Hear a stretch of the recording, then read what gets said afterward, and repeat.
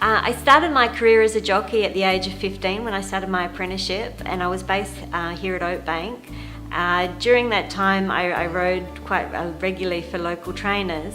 I then changed my indentures over to another trainer down at Strath and continued riding down there.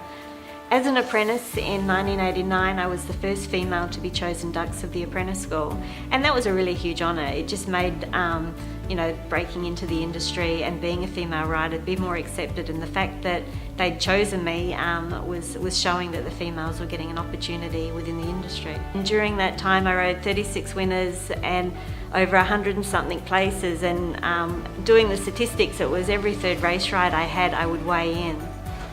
My fall actually happened down at Penola in a race down there. It was a late pickup ride that I received on the day. I didn't actually have a ride in that race. And I'd been a trainer that I'd been riding regularly for, and they'd seen that I didn't have a ride, so I was able to pick up the race. We were travelling back in the field. We didn't have a chance of winning or even running a place. And I actually had a couple horses on my outside, and they shifted in and my horse clipped their heels and went down. Unfortunately, that is how I sustained the injuries that I have today. So I don't actually have a memory of the day because I was unconscious at the time.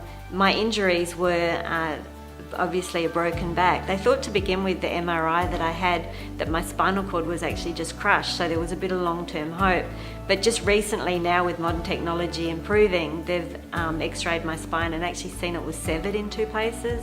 So that was part of the injuries, plus a broken collarbone, broken ribs, and major head injuries, which I had to have a hole drilled in my head. So 2 weeks in ICU to begin with critical injuries, 8 weeks all up in the Royal Adelaide, and 11 months all up in rehab. So it was an awfully long time in hospital.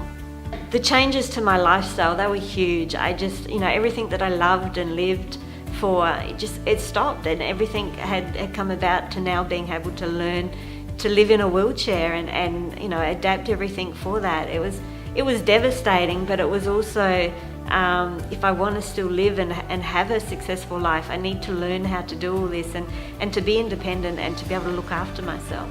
I was the ambassador for the National Jockeys Trust back a couple of years ago, and I loved it. It was great to promote the industry and show to people that that there was injuries and there were people with hardships.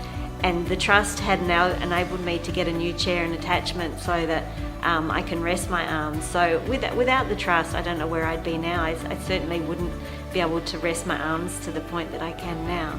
In 2006, I was actually chosen for the team to make World Championships in air pistol for the Paralympic side of things, and got to travel over to Switzerland, and it was just an amazing time for me. It proved that with a lot of hard work and dedication, I could go from one sport to another. This is the second consecutive time that I've been coaching young girls for the trettathlon team. So they didn't have a shooting coach at that time, so they asked me to be a part of it.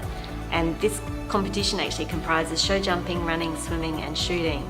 The girls are doing extremely well. They haven't even picked up a gun before, and they've come to it really, really quickly. So I'm extremely proud of them.